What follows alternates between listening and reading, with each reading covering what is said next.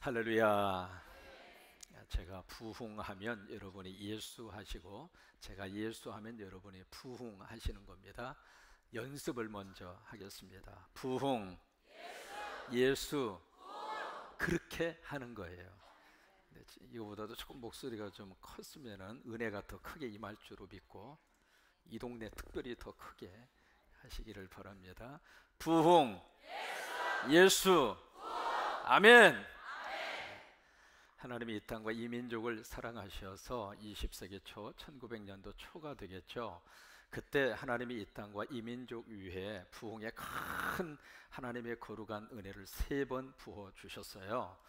그것이 이제 1903년도에 원산 지역에서 일어났던 원산 부흥운동, 그것이 첫 번째고, 그리고 4년 후에 1907년이죠. 평양에서 있었던 평양 대부흥운동, 그리고 2년 후에 한일합병이 일어나기 직전 1910년 백만인 구령운동, 그것이 바로 그거예요. 여러분, 저 시기를 보면은요, 한국 역사 속에서 가장 암울한 그런 역사의 암흑기와 같은 시대가 바로 저 시절이었어요. 여러분, 구한 말에 참 나라적으로 여러 가지 복잡한 환경 속에 놓여져 있었고, 그리고 험악하기 이를 데 없는 그런 분위기를 가지고 있었던 시간이 바로 저 순간이에요.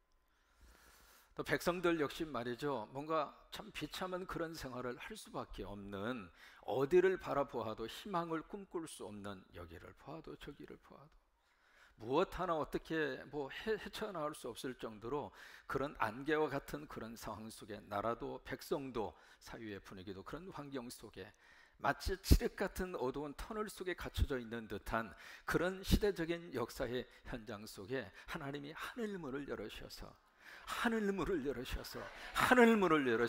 성령의 불을 이 땅에 쏟아부어 주셔서, 그래서 하나님이 부흥의 놀라운 운동을 하나님이 한 번도 아니고 두 번도 아니고 몇 번? 3번 부어주셔요. 그 중에서 대표적인 것이 1907년 평양의 장대현 교회에서 있었던 평양 대부흥운동. 근데 그 부흥 집회를 인도하신 분이 미국의 그레이엄 리라고 하는 선교사님이세요. 근데 그 선교사님이 그 평양 대부흥 집회 현장에서 있었던 분이잖아요. 그리고 당신이 복음을 증거했고, 그 현장의 분위기를 누구보다도 생생하게 보고 듣고 체험을 했던 그레이엄 리라고 하는 선교사님이 생생하게 그때의 분위기를 우리에게 이렇게 증언을 하고 있습니다. 좀 길어도 좀 소개를 해드리고 싶어요. 보세요. 월요일 저녁 우리는 무슨 일이 벌어질지 모르는 상태로 집회에 참석을 했다. 예배당에 도착을 했을 때 뭔가 일어나고 있음을 느낄 수가 있어요. 여러분, 예배당에 와서 앉는 순간부터 성령이 여러분들을 만져주시기를 바라요. 뭔가 일어날 것 같은 그런 느낌을 가질 수가 있었다, 그 이야기예요. 설교가 마친 후에 통성 기도를 했고, 그 기도를 마친 후에 회개할 사람이 있느냐라고 하는 그 순간 성령이 모든 사람들 위해 임하였다. 한 사람씩 일어나더니 자기 죄를 고백하고 쓰러져 울기 시작했다. 그들이 쏟아놓는 자백들은 충격적이었다. 마치 지옥이 발칵 뒤집힌 것 같다. 여러분, 저 상황, 저 모습을 머릿속에 상상을 해볼 수가 있겠습니까? 마치 지옥을 완전히 뒤집어 놓은 것처럼. 추한 행위들에서 시작을 해서 방화, 술주정, 그리고 도둑질, 강탈, 거짓말은 물론이고 시기와 질투, 멸시와 미움 등 별의별 죄들을 낱낱이 털어놨다. 듣고 있던 사람들도 겁에 질릴 정도였다. 사람의 힘으로는 도저히 끄집어낼 수 없는 고백들이요. 여러분, 그 고백을 누가 하게 했을까요? 사람의 생각으로 했을까요? 사람의 판단으로 했을까요? 그 생각과 그 마음속에 뭐가 들어간 거예요? 성령이 들어간 거예요. 그 부흥운동이 일어난 다음에 어떤 변화들이 일어나게 됐는가? 그 집회에 참석을 해서 부흥운동의 경험을 했던 그들 삶 속에 변화가 일어났어요. 사람이 달라진 겁니다. 여러분, 사람이 달라질 수 있는 길은 하나님 만나야 달라져요. 하나님의 영이 그 속에 들어가지 않으면 사람이 안 달라져요. 사람이 바뀌어지지가 않아요. 아무리 결심을 하고 아무리 각오를 한다 하더라도 사람은 자신이 가지고 있는 악한 그 죄의 꼬리를 끊을 수 있는 능력이 우리에게는 없어요. 그래서 하나님의 영이 그들 속에 들어가서 그들의 마음과 생각을 뒤집어 놓는 순간에 그들의 삶이 달라진 거예요. 말이 달라지고 생각이 달라지고 가정생활이 달라지고. 그러면서 같이 평양, 그 당시에 평양에서 선교사 역할을 했던 무어라고 하는 선교사가 이렇게 증언을 하고 있습니다. 부흥운동의 열매 중에 가장 큰 열매는 새로운 윤리의식의 형성이다. 여러분, 이것은 엄청난 우리 한국 사회의 새로운 역사입니다. 새로운 도덕과 새로운 윤리가 그 부흥운동을 통해서 새로 일어나게 된 거예요. 부흥을 통해서 성령을 체험하기 전에는 죄로 생각하지 않았던, 그것을 죄라고 전혀 인정하지 않았던 그런 일반적인 삶의 그런 모습들, 이게 무슨 죄냐고, 저 사람도 하고 나도 하고, 지금까지 쭉 조상 대대로 해오던 하나의 관습이었고 하나의 생활의 패턴이라고 생각을 했던 그런 것들이 그 중에 몇 가지 대표적으로 언급을 하고 있죠. 흡연이라든지 축첩이라든지 노예라든지 제사라든지 추수리라든지 그런 것들을 죄로 규정을 하고, 그러니까 은혜를 받고 성령을 받으니까 죄라고 하는 것이 눈에 띄어지게 된 거예요. 여러분, 그것이 띄어질 때 축복입니다. 그러고 나서 성경의 근거를 둔 새로운 moral stand, 새로운 삶의 윤리와 새로운 삶의 도덕, 거기에 대한 기준을 어디에서 찾았는가? 성경에서 찾은 거예요. 그것이 우리 한국 사회 속에 1907년 가장 역사적으로 암울한 그 시절에 성령이 우리 민족 속에 부어져서 성령의 불이 내려져서 성령의 불을 통해서 거기에 모인 성도들 속에 하나님께서 그렇게 뒤집어 주신 거예요. 기도합니다. 주여, 다시 한번 우리 안에 부흥이 일어나게 하옵소서. 주여, 다시 한번 우리 교회 안에 부흥이 일어나게 하옵소서. 성령의 불이 임하여 다시 한번 우리 민족 속에 하나님의 영이 임하여 우리 민족이 다시 한번 부흥되게 하옵소서. 오늘 성경은 다시 한번 예수 부흥의 현장이 어떤 현장인가라고 하는 것을 우리에게 몇 가지로 말씀을 하시고 있습니다. 오늘 성경이 주시는 몇 가지의 메시지가 있습니다. 첫째로 무슨 메시지를 주시느냐면, 내 삶의 자리는 하나님이 보내신 선교 현장이다. 따라서 한번 해보실까요? 내 삶의 자리는, 웬만하면 크게 하셔야 크게 은혜가 임한다고 생각하고, 내 삶의 자리는 하나님이 보내신 선교 현장이다. 오늘 7절이 그렇게 우리에게 말씀을 하시고 있습니다. 12 제자를 부르사 둘씩 보내시며 더러운 귀신을 제하는 권능을 주시고, 거기 보시면 세 가지 움직시 동사가 나오는데, 첫째가 부르시고, 영어로 말하면 콜링하시고. 그러면 여기 보세요. 누가 부르시고 누가 보내시고 누가 주셨을까요? 예수님이 그렇게 하신 거예요. 그 예수님이 여기에 제자들을 부르시고 그리고 그들을 보내시고 그들에게 뭔가를 주셨어요. 여러분, 똑같이 하나님이 우리를 부르셨어요. 하나님이 우리를 하나님의 자녀로 부르셨어요. 하나님의 아들로 부르시고 하나님의 딸로 부르시고, 이 시대에 하나님의 뜻을 증거하는 제자로 누가 우리를 부르셨는가? 하나님이 부르셨어요. 그래서 가장 먼저 우리를 어떻게 하셨는가? 콜링 하셨어요. 부르셨어요. 왜 부르셨을까? 보내기 위해서. 그냥 여기 앉아서 여기가 좋사오니 그거 위해서 부른 거 아니에요. 그냥 여기가 그 어느 장소보다도 마음 편한 장소이니까 그거 위해서 우리를 부르는 게 아니에요. 왜 우리를 부르셨을까? 보내기 위해서. 그래서 보냄을 받기 위해서는 뭐가 필요할까? 하나님이 부르셔서, 주님이 부르셔서 여기서 디스플링, 훈련을 받고, 트레이닝, 훈련을 받고, 또 하나 뭔가 하나님의 일을 할 수 있도록 준비하라고. 그러면서 준비가 되니까 예수님이 우리를 샌딩 보내셨어요. 그 보냄받은 현장이 바로 우리 삶의 현장이에요.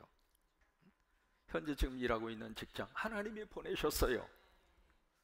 거기 가서 월급을 받기 위해서 가기도 했습니다마는 경제적인 활동을 위해서 사업을 하고 있고, 지금 여러 가지 직장을 가지고 우리들이 직업을 가지고 살고 있습니다마는 그 모든 것의 배후에 하나님이 거기에 나를 하나님의 자녀로 보내신 거예요. 가정도 마찬가지입니다. 가정이라는 삶의 현장, 누가 우리를 그곳으로 보내셨을까? 하나님 보내신 거예요. 하나님이 아내를 보내서 아내를 지금 맞이해서 살고 있는 것이고, 하나님이 남편을 보내셨고, 이럴 때 아멘 해주면 참 피차간에 좋습니다. 하나님이 자녀를 보내주셨고, 하나님이 부모님을 보내주셨고, 그래서 가정이라고 하는 삶의 자리는 내 선택이 아니에요. 하나님이 보내셨어요. 그래서 우리 가정의 모든 식구들은 다 미셔너리 선교사입니다. 남편 선교사, 아내 선교사, 아빠 선교사, 며느리 선교사, 사위 선교사, 장인 장모 선교사, 다 선교사로 하나님이 우리를 그곳으로 보내셔서 우리 가정이라고 하는 삶의 자리에 누가 보냈을까? 하나님 보내셨어요. 보내는데 어떻게 보내셨을까? 7절에 보시면 둘씩 짝을 지어서 보내요. 혼자 보내지 않냐고 둘씩 짝을 지어서 보내요. 그 이유가 있습니다. 신명기 17장 6절이에요. 거기에 보시면, 거기에 죽일 사람 두 사람이나 세 사람으로 뭘 삼으라? 증인이라는 말이 나옵니다. 어떤 위트니스 증언을 하고 증언으로 삼을 때에 그때의 가장 중요한 최소한의 인원이 두 사람이에요. 그래서 여기에 둘씩 짝을 지어서 보냈다고 하는 것은 지금 우리가 보냄받은 현장은 그냥 보낸 게 아닙니다. 복음의 증인이더라고. 그래서 둘씩 짝을 지어서 보낸 거예요. 근데 보내는데 그냥 보내지 않으시고 뭔가를 우리에게 주셨어요. 뭘 주셨느냐면 7절에 보세요. 보내시며 더러운 귀신을 제하는, 뭘 주셨어요? 권능. 그러니까 더러운 귀신을 제어할 수 있는 권능, 그 권능을 누구에게 주었을까? 누구에게 주었을 것 같아요? 여러분에게 주셨어요. 그러니까 여러분, 우리 모든 하나님의 사람들에게 귀신을 제어할 수 있는 권능을 하나님이 주셨어요. 믿으시면 아멘. 그러면 그 권능 좀 써먹으라고. 더러운 영이 들어와 있으면요, 삶의 자리는 더러워질 수밖에 없어요. 더러운 영이 우리 가정 속에 들어와서 가정을 딱 지배하는 순간에 참 묘하게도 부부의 관계가 멀어집니다. 조그마한 일 가지고도 그냥 폭탄전, 육탄전, 그냥 뭐 배구처럼 뭐가 왔다 갔다 하고. 그러니까 악한 영이 들어오면 우리 삶의 자리가 그런 환경으로 바뀌어질 수밖에 없어요. 근데 그 악한 영이 무엇으로 떠나게 되는가? 예수님이 주신 권능으로 떠나요. 예수의 이름으로 더러운 영은 떠나갈지어다. 그렇게 쓰시라고요. 그렇게 활용을 하시라고요. 왜? 그 권능을 하나님이 주셨으니까. 그 다음에 두 번째로, 그 현장에 갈 때 여행 지침을 그 다음에 8절과 9절에서 두 가지로 말씀을 하십니다. 그 여행을 떠날 때 두 가지의 것은 가지고 5가지의 것은 가지지 말라. 그리고 현장으로 가라. 그렇게 말씀을 하세요. 그러면 여기 지참을 해야 될 것이 무엇인가? 첫째로 8절에 보시면 여행을 위해서 지팡이는 가져라. 그러니까 지팡이는 지참을 해라, 그 말이에요. 그 다음에 9절에 보시면 신발은 신어라. 그러니까 신발이라고 하는 것이 우리가 생각하는 구두가 아닙니다. 샌들이에요. 그러니까 여행을 위해서 간편하게 신을 수 있는 샌들, 그 샌들을 신고 그 다음에 지팡이는 가져라. 그 두 가지의 것은 소유하고 그것을 가지고 현장으로 가고, 그 다음에 나머지 5가지의 것은 가지고 가지 말라. 그 첫 번째 이것이 바로 뭐냐면 양식입니다. 이 양식이라고 하는 것은 모든 먹을 수 있는 음식을 말합니다. 우리식으로 말하면 고추장 가지고 가지 말고, 멸치 가지고 가지 말고, 김치 볶아 가지고 가지 말고, 김 가지고 가지 말고. 그러니까 그 어떤 음식이라 하더라도 현장에 가지고 가지 말라. 그게 첫 번째. 두 번째는 여기에 배낭. 이 배낭은 가방이에요. 여행용 가방, 이민 가방 가지고 가지 말라, 그거예요. 세 번째는 전대. 이 전대는 가슴에 띠는 띠예요. 여기다 온갖 것을, 소지품을 집어넣잖아요. 그 전대도 가지고 가지 말고. 네 번째, 돈. 여기 돈이라고 하는 말을 원문에 보시면 칼로스라고 하는 말을 쓰는데, 이 단어가 그 당시에 흔히 쓰던 화폐를 말합니다. 구리 동전을 칼로스라고 그래요. 여기 돈을 가지고 가지 말라, 그 말은요, 잔돈이라 할지라도 500원, 100원, 50원, 10원 잔돈이라 할지라도 가지고 가지 말라. 그리고 5번째는 여기에 9절에 보시면 두벌 옷. 이 두벌 옷이라고 하는 것은 영어로 엑스트라 셔츠예요. 여벌 옷을 말하는 거예요. 여벌 옷. 근데 이것이 그 당시 사람들에게는 너무 필요했던 그런 옷이거든요. 왜냐하면 저녁이 되면 기온이 떨어져요. 떨어지니까 한기가 몸에 들어올 수밖에 없잖아요. 그 한기를 막을 수 있는 엑스트라 셔츠가 필요했어요. 근데 그것조차도 놓고 가래요. 왜 그럴까? 출애굽기 12장 11절 말씀이에요. 거기에서 그 근거를 우리가 찾을 수 있는데, 거기에 유월절을 하나님이 말씀을 하시면서 그렇게 말씀을 하세요. 너희는 그것을 이렇게 먹을지니라.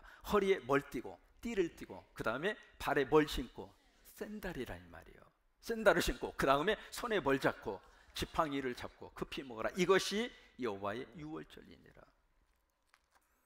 여기 두 가지 의미를 가지고 있습니다. 첫째로 시급성이에요. 우리가 하나님의 사역을 감당하는데, 하나님의 선교를 감당하는데, 오늘 못하면 내일 하고, 모레 못하면 그 다음에 하고, 우리가 준비된 다음에 하고, 그거 아니에요. 급히 하라 이 말이에요. 시급히 하라 그 말이에요. 그리고 두 번째는 하나님에 대한 절대적인 신뢰를 의미하는 거예요. 그러니까 지팡이하고 신발만 신고 가면은 나머지는 하나님의 책임지신다 이 말이에요. 그 하나님에 대한 절대적인 믿음, 그 믿음을 가지고 현장에 가라 이 말이에요. 여러분, 믿음을 가지고 현장으로 가면 하나님이 채워주세요. 물질이 필요하면 물질을 채우시고, 사람이 필요하면 사람을 하나님이 채우시고, 막혀있으면 하나님이 길을 열어주시고, 그러니까 하나님을 의지하고 가라 그거예요. 여러분, 하나님의 살아계신 믿으시면 아멘. 입으로만 아멘 하면 안 되지. 삶 속에서 그대로 아멘이 이루어져야지. 그러니까 하나님 의지하고 가면 환경적으로 좀 부족하다 하더라도 하나님이 도우시고, 하나님이 채우시고, 하나님이 역사하시고, 그렇게 믿고 가면 현장에서 기적을 보는 거예요. 그 믿음 모락하라. 세 번째로, 그러면 그 현장에 가서 숙소를 어떻게 할 것인가? 10절입니다. 또 이르시되 어디서든지 누구의 집에 들어가거든. 여기 누구의 집, 그 말은 아무 집으로 들어가라 그 말이 아닙니다. 그 말의 뜻은 신세 질만한 집을 찾거든 이라고 하는 뜻이에요. 그럼 어떤 의미에서 신세를 질만한 집일까? 첫째로 경제적으로 좀 여유가 있는 집. 그래야 손님이 오면은 좀 손님을 맞이를 할 수가 있잖아요. 그런 집 찾아라. 그 다음에 두 번째는 지금 하고 있는 그 선교 사역을 이해할 수 있는 그런 집, 그런 집을 찾아라 그거예요. 근데 그 집을 찾은 다음에는 그 다음에 어떻게 하는가? 그곳을 떠나기까지 거기에 스테이 유해라. 그 집을 찾아서 딱 들어갔는데 마음에 안 들어. 여러분, 마음에 들 수 있을까요? 마음에 안 들 수 있을까요? 두 개 다예요. 처음에는 마음에 들었는데 2, 3일 지나다 보니까 마음에 안 들 수도 있고, 처음에는 마음에 안 들었는데 2, 3일 지나다 보니까 마음에 들 수도 있고. 여러분, 또 하나 질문합니다. 내 마음에 꼭 맞는 사람이 이 세상에 얼마나 돼요? 집에 가서 대답하세요. 정말로 이 세상에 나하고 마음에 딱 맞는 사람, 글쎄요, 나도 내 마음 알아요 몰라요? 근데 어떻게 남의 마음까지 내 마음하고 일치가 되기를 바라세요? 그냥 그러려니 하고 사세요. 왜? 나도 그렇게 사니까. 그런 집을 발견을 했으면은 딱 들어가서 그 집에 떠날 때까지 그 집에 있으라 이 말이에요. 왜 그럴까? 이게 자꾸 옮겨 다니면은 이게 전체 그 동네의 분위기를 완전히 불화를 시키는 거나 마찬가지예요. 또 하나, 자꾸 이 선교팀이 옮겨 다니기 시작을 하면은 이게요, 소문이 나쁘게 날 수밖에 없고, 또 하나, 그런 식으로 이 집 저 집 다니기 시작하면 많은 사람들에게 폐를 끼치잖아요. 그렇게 하지 말아요. 내 삶의 현장에 가서 선한 이미지를 그들에게 심어주라 그 말이에요. 그 다음에 네 번째로, 이 선교 현장에 갔을 때에 어떤 반응들이 나타나게 될까? 11절입니다. 어느 곳에든지 너희를 영접하지 아니하고 너희 말을 듣지도 아니하거든. 이게 무슨 말이냐면, 우리가 지금 가는 삶의 현장이 만만치가 않다 그 말이에요. 영접하지도 않고 말도 듣지도 않고, 그게 우리가 살고 있는 삶의 현장입니다. 말씀을 가지고 가면은 모든 사람이 다 아멘하고 순종하고, 아니에요. 거기에는 깐시도 있고, 거기에는 대적하는 사람도 있고, 거기에는 내가 하고 있는 선교 사역을 방해하는 사람도 있고, 그게 바로 우리가 살고 있는 삶의 현장입니다. 우리가 말씀 가지고 예배드리고 은혜 받고 문을 딱 나서는 순간, 그때부터 우리는 또 다른 세력하고 싸워야 돼요. 만만치 않은 그런 대상들, 그 속에서 우리들이 하루의 삶을 사는데 그런 일을 만나거든. 11절에 보시면 거기서 나갈 때에 특이한 행동을 여기서 예수님이 요구를 하십니다. 발 아래 먼지를 떨어버려라. 이게 무슨 얘기냐면 그 당시에 있었던 유대인들의 관습이에요. 유대인들이 무슨 생각을 가지고 있었는가? 유대인은 이 세상의 민족을 둘로 구별해요. 하나는 주유시, 유대인, 또 하나는 젠타일, 이방인, 딱 둘로 구별합니다. 그래서 이방인들, 모든 유대인 아닌 모든 사람은 다 젠타일, 이방인이에요. 그 이방인에는 하나님도 없고 거기에는 말씀도 없고, 그러니 거기는 멸망받을 지옥 갈 뗄감이다. 그렇게 생각하는 게 유대인이 생각하는 젠타일, 이방인에 대한 그들의 생각이에요. 그래서 이방인 땅을 가거나 아니면 거기를 여행하고 오거나 그러면 이방인 땅에서 딱 유대인 땅으로 오는 순간 가장 먼저 하는 것이 먼지를 터는 거예요. 부정한 곳에 갔다 왔으니까, 하나님이 원하지 않는 그런 불결한 곳에 갔다 왔으니까 그 부정과 불결을 몸에서 떨어내는 상징적인 행동이에요. 그것을 했던 것이 유대인들의 관습인데 지금 예수님이 그것을 상징적으로 하라고 하는 거예요. 왜 그럴까? 복음이 없으면, 예수님이 없으면 거기는 멸망받을 젠타일, 이방인이라 이 말이에요.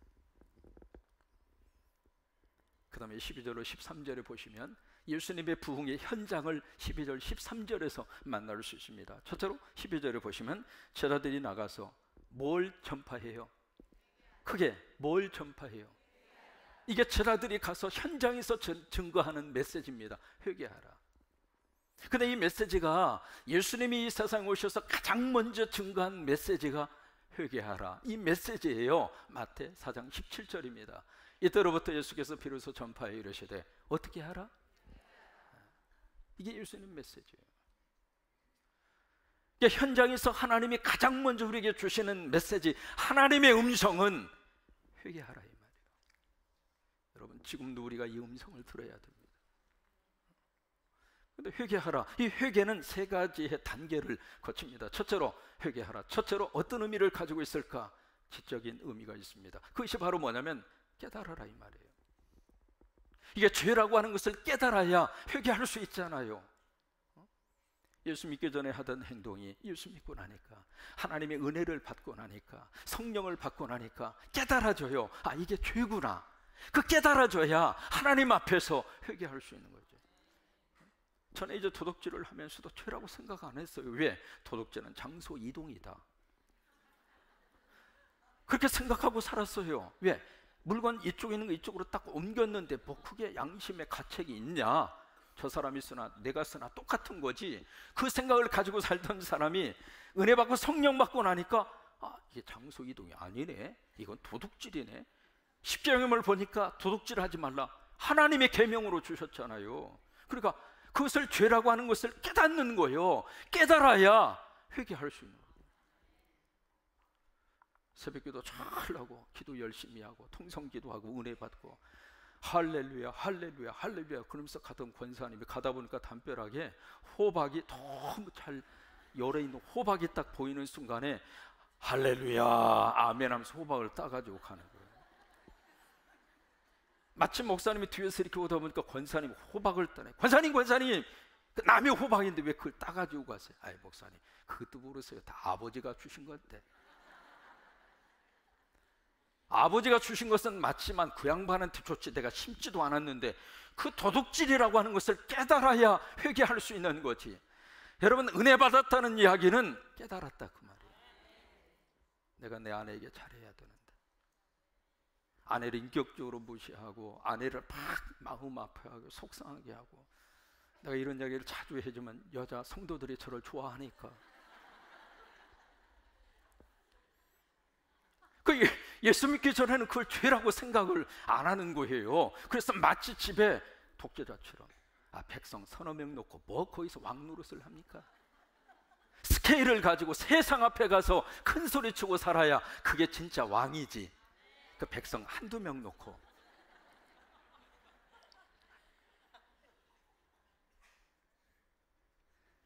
그 죄라고 하는 것을 깨달아야, 그래야 회개할 수 있잖아요. 그래서 회개의 첫 번째 요소는 깨달아야 돼요. 그 다음 두 번째는 느껴야 돼요. 그 느낌이 감정으로 오는 것이 눈물이고, 그리고 통곡이에요.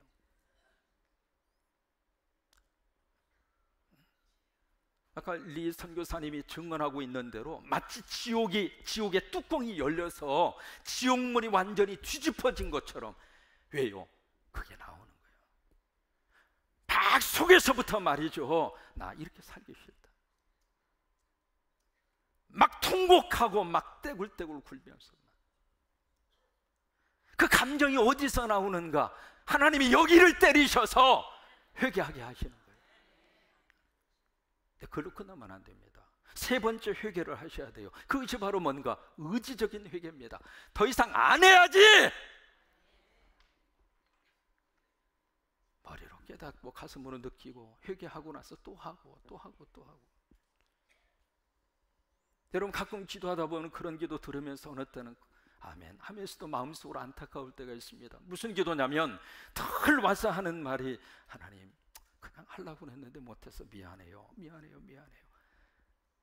언제까지 미안한 상태로 신앙생활 하다가 하나님 나라 갈 거냐 이 말이에요. 어렸을 때는 어쩔 수 없지만 왜?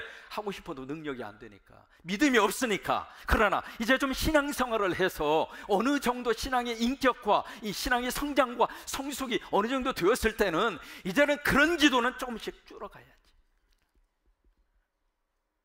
늘 하나님 앞에 하는 말이 하나님 죄송해요, 미안해요. 언제까지 그러고 살겠느냐. 세 번째 회개가 있어야 돼요. 여기서 아멘하고 갔으면 집에 가서 아내 더 많이 사랑하라고. 아니, 목사님 왜 자꾸 아내 이야기만 해요? 왜? 그래야 내가 인기가 올라가니까. 그게 회개란 말이에요. 궁일이 여기고 불쌍히 여기고. 집안은 내일 내일이 없습니다. 눈에 띄는 사람이 하는 게 집안일이지. 아이 목사님 자꾸 그런 말 하면 집에 가면 내가 피곤해요. 집의 일은 피곤한 게 아니에요. 집의 일을 하면서 행복한 거지. 벌써 아멘이 터지잖아요. 이게 부흥 예수의 현장에서 전해지는 첫 번째 메시지, 이게 회개하라. 그 다음에 두 번째는 13절을 보시면 많은 귀신을 쫓아내며, 이것이 바로 정신적인 영적인 치유입니다. 이게 지금 정신적으로 영적으로 우리 안에 너무 많은 영들이 들어와서 우리를 괴롭히다가 보니까 우울증 환자가 많아지고 스트레스성 질환이 엄청나게 많아졌어요. 그래도 먹고 살고 있는데, 그래도 차라도 굴리면서 살고 있는데, 그래도 운신할 거차라도 있고 그러고 살고 있는데, 집에 가서 쑥국 틀면 뜨거운 물 나오고 찬물 나오고 물도 나오고 그러는데, 근데 왜 그렇게 우리의 삶 속에서 그런 것들이 우리를 확 지배하고 있는가? 지금 정신적으로 영적으로 병이 걸린 거예요. 하나님이 그걸 치료하셔요. 성령님이 오시면 우리를 치료하셔요. 귀신은 떠나갈지어다. 근데 그걸로 끝나지 않아요. 그 다음에 보면 많은 병자, 이 병자는 바로 뭐냐면 바로 육체적인 질병이에요. 그 질병을 치료하신 거예요. 두 가지의 역사가 나타나게 된 거예요. 여기서 한 가지 질문합니다. 과연 그렇다면 우리는 부흥을 말을 하고 있는데, 그 부흥이 과연 하나님이 원하시고 성경이 말씀하시는 부흥의 개념을 가지고 우리가 부흥되기를 원하는가? 목사님 오셨으니까 우리 교회 부흥시키라고. 맞아요, 부흥시켜야 돼요. 새로운 목사가 왔으면 교회 분위기도 좀 바꾸어져야 되고, 성도들의 삶도 좀 달라져야 되고, 뭔가 숫자적으로도 부흥이 되고, 오케이, 저의 사명이에요. 해야 돼요. 또 하도록 기도하고 여러분들이 협조해 주셔서 할 거예요. 근데 더 중요한 것은 과연 하나님이 기뻐하는 부흥은 뭘까? 성경이 요구하는 부흥은 뭘까? 영국의 강해 설교의 대가 마틴 로이드 존슨이라고 하는 목사님이 부흥이라고 하는 책을 썼어요. 그 책에서 우리에게 너무 정확하게 이야기를 해주고 있습니다. 부흥은 숫자와 건물, 외형적인 요소만을 의미하는 것이 아니다. 우리는 지금까지 부흥하면 저기에다 더 많은 생각이 더 많았어요. 저것이 부흥이 아니다, 그 말은 아닙니다. 그러나 부흥의 본질은 그게 아니에요. 그러면서 하는 말이 진짜 부흥은 무엇이다? 그게 진짜 부흥은 그게 진짜 부흥은 그게 부흥이라 이 말이에요. 생각 속에 예수가 채워지고, 우리 언어 속에 예수가 채워지고, 행동 속에 예수가 채워지고, 그것이 진짜 부흥이라 이 말이에요. 여러분, 우리 안에 이런 부흥의 역사가 일어나기를 주의 이름으로 축원합니다. 그러면서 19세기 미국의 부흥의 운동을 주역을 일으켰던 분 중에 한 분이 찰스 피니라고 하는 목사님이 계시는데, 그 목사님이 이렇게 이야기합니다. 무슨 이야기 하느냐면, 사람들 사이에 불화와 증오 그리고 악한 험담이 오고 간다면 그때가 바로 부흥을 사모할 시기이다. 가정 안에 한번 생각해 보세요. 우리 가정에 불화가 있고 지금 증오가 있고 그리고 험담이 오고 가고 있는 그런 순간이라면 바로 그 가정 안에 부흥이 필요한 거고, 우리 사이도 마찬가지예요. 또 하나, 교회 안에 세속적인 풍조가 자리 잡고 나아가고 있다면 그때 역시 부흥이 필요한 시기이다. 세상의 가치가 교회 안에 들어와서 교회를 잠식시키려고 하고 그런 모습이 교회 안에 들어와 있다면 그때는 이미 부흥이 필요한 시기이고, 교인들이 천하고 추잡한 죄악들 속으로 빠져 들어가고 있다면 그것은 바로 교회가 일어나 신앙의 부흥을 달라고 하나님께 부르짖어 기도할 때이다. 우리 성도들 사이에서 다시 한번 하나님 앞에 간절히 기도합니다. 주여, 1907년도에 있었던 그 부흥의 놀라운 역사가 나로부터 이루어지게 하옵소서. 우리 가정에 일어나게 하옵소서. 65도를 맞이하는 바로 이 성광교회, 이 교회 안에 일어나게 하여 주옵소서. 내 민족 안에 일어나게 하여 주시옵소서. 그래야 성령의 불이 이 민족을 다시 한번 하나님의 거룩한 나라로 쓰시옵소서. 그 마음과 결단을 우리가 고백하면서, 부흥이라고 하는 보험성가가, 그 가사가 우리에게 너무 깊은 마음의 고백을 함께 통해서 하나님 앞에 올릴 수 있는 내용인데, 부흥이라고 하는 보험성가를 같이 부르고 그리고 통성기도 하겠습니다. 통성기도는 소리내서 하는 기도예요. 성령님 여러분들의 마음을 만져주셔서 그냥 가지 마세요. 마음속에 있는 더러운 것들은 다 토해놓으세요. 성령님이 깨닫게 하시고 성령님이 뭔가 마음에 감동을 주시는 것이 있으면 토해놓으세요. 그리고 의지적으로 회개하시고, 같이 한번 우리 찬양하십시다.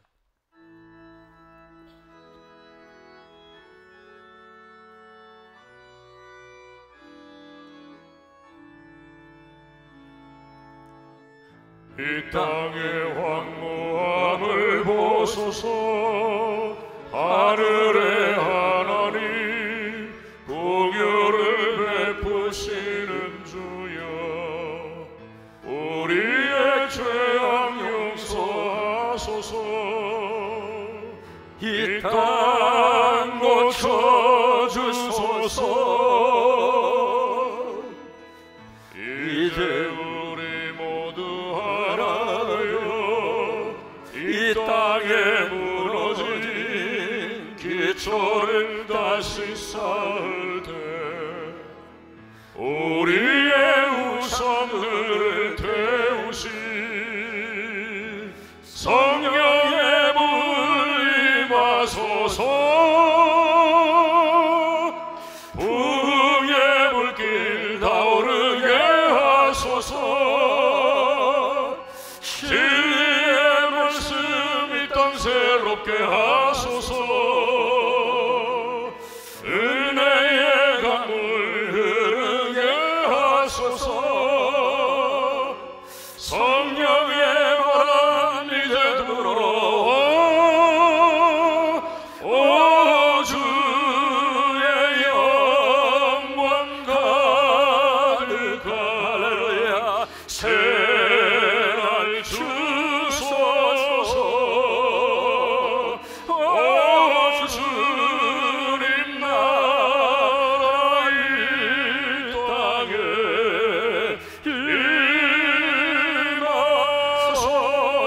두 손 들고 부흥의 불길 타오르게, 부흥의 불길 타오르게 하소서. 두 손을 번쩍 드세요. 진리의 말씀 이 땅 새롭게 하소서. 할렐루야. 은혜의 하소서. 성령